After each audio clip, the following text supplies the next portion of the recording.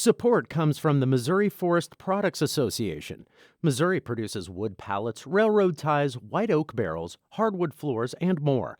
Details on the variety of products made in the state are at choosewood.com. It's Friday, January 14th. This is The Gateway. I'm Wayne Pratt.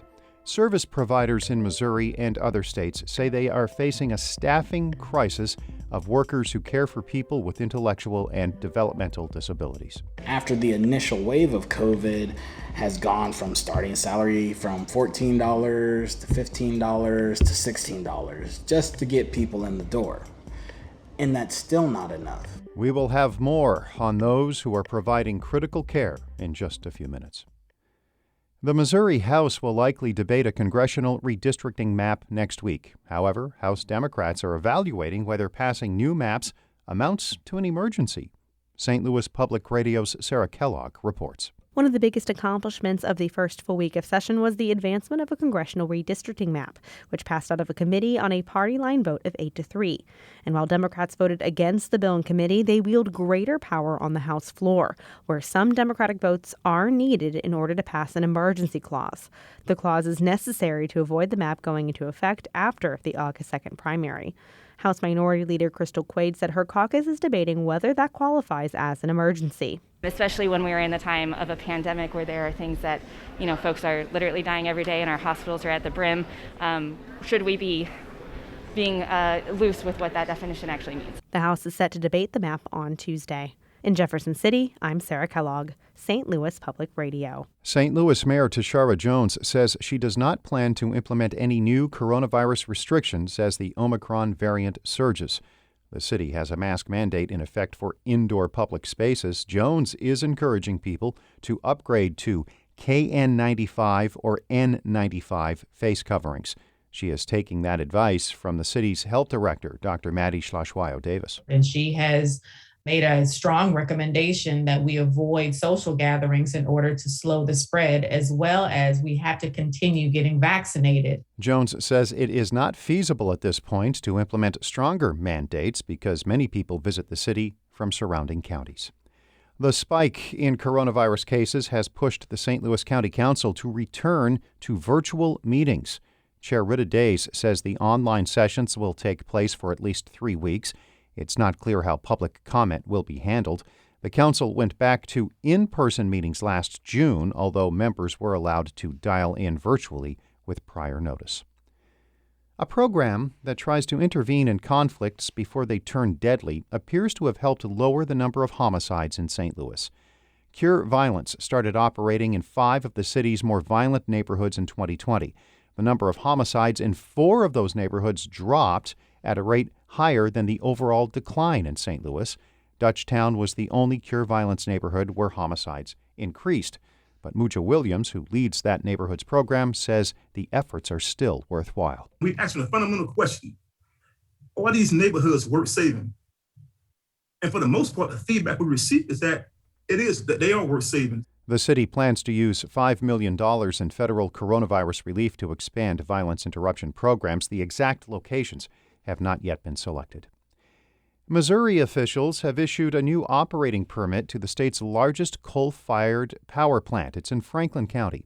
As St. Louis Public Radio's Shayla Farzan reports, residents and advocates say the state is not doing enough to regulate Ameren's Labadie Energy Center. Unlike previous versions, the new permit for Labadie Energy Center specifically allows pollutants from coal ash basins to be released into groundwater.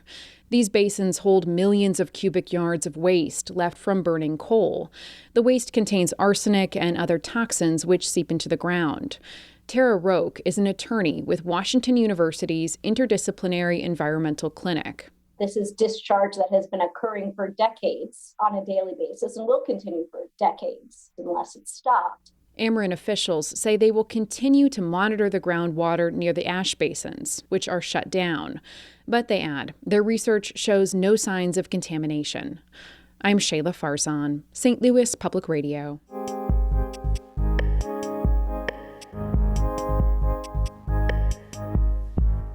Workers caring for people with intellectual and developmental disabilities have been quitting in droves during the pandemic. In response, service providers in Missouri and other states are working long hours and consolidating services. Reporter Jody Fortino has more on what advocates call a crisis.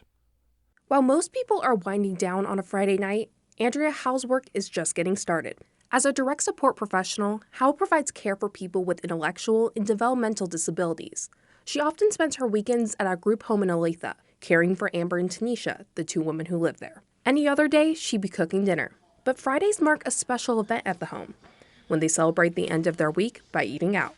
Where are you going to dinner today? Where you want to eat? Well, tell me. Done. Tell me. Done. Mac. You. Amber picked her favorite spot, McDonald's, which Hal says she does almost every week. It's the end of a long week for Hal, who usually spends around 50 hours working at the group home, and she has another caretaking job on top of that. That staggering workload is all too familiar to direct care workers nationwide as the industry grapples with chronic staffing shortages. Valerie Hoon, director of the Missouri Department of Mental Health, says the shortage has only been exacerbated by the COVID-19 pandemic. We were a workforce crisis before COVID happened, and it of course didn't get better, and it has continued to get worse, just like it has across the entire healthcare spectrum. Hoon says that nearly 4 out of 5 people who started in the field in 2019 ended up leaving. She says she suspects the pay is a big reason why. Base wages are now up to about $12 an hour in Missouri, but local agencies say that number makes it hard to compete with the retail or fast food jobs whose pay has gone up during the pandemic. That's been the case for the direct care agency Alternative Solutions in Olathe, the employer Hal works for. The agency's director, DeMarcus January, says that in the first 2 months of the pandemic, half his 40 or so employees left. During COVID and after the initial wave of COVID has gone from starting salary from $14 to $15 to $16 just to get people in the door. And that's still not enough. January says the team that was left learned to do more with less by working long hours and consolidating their group homes.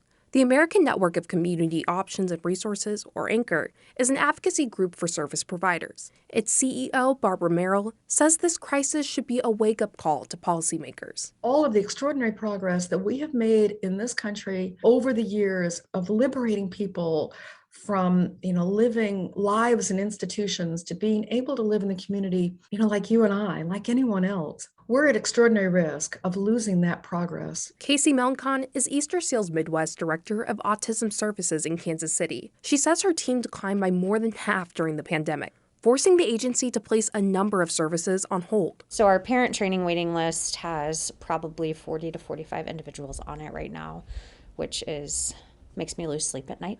Merrill from Anchor says some much-needed relief could come through the Biden administration's Build Back Better plan, a roughly $2 trillion social spending bill that's now stalled in the U.S. Senate. Meanwhile, Hoon of the Missouri Department of Mental Health says that even if federal relief is forthcoming, it'll take time before it reaches them. So in the meantime, we have to look at the resources we have in state, and hopefully we're able to just continue to chip away at it. A pay increase could come for some workers as Missouri Governor Mike Parson pushes a $15 an hour standard pay for state workers this month. Howell says that higher pay might persuade more people to stay in her line of work, but people really have to care about what they do. It can be hard, long hours. Clients are sometimes hard to get along with. But then you go to another level and you say, okay, why am I here? I'm here to help them to have a better quality of life. As they prepare for dinner on Friday night, Tanisha adds that Howell is also making sure that her life is fun. These moments are the ones that Howell says are her favorite part of the job, when her clients let her know she's doing a good job with a hug. You want a hug? Ah! That's cute. I'm Jody Fortino.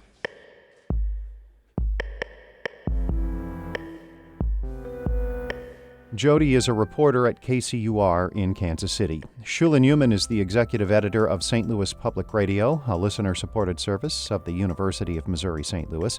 Music by Ryan McNeely of Adult Fur. No podcast on Monday because of the holiday. We'll be back Tuesday. I'm Wayne Pratt.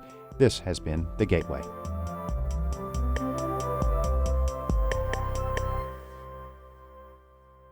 Support comes from Missouri Forest Products Association, committed to sustainable and sound conservation of the state's forests, which support more than 41,000 Missouri jobs, resulting in a $10 billion industry.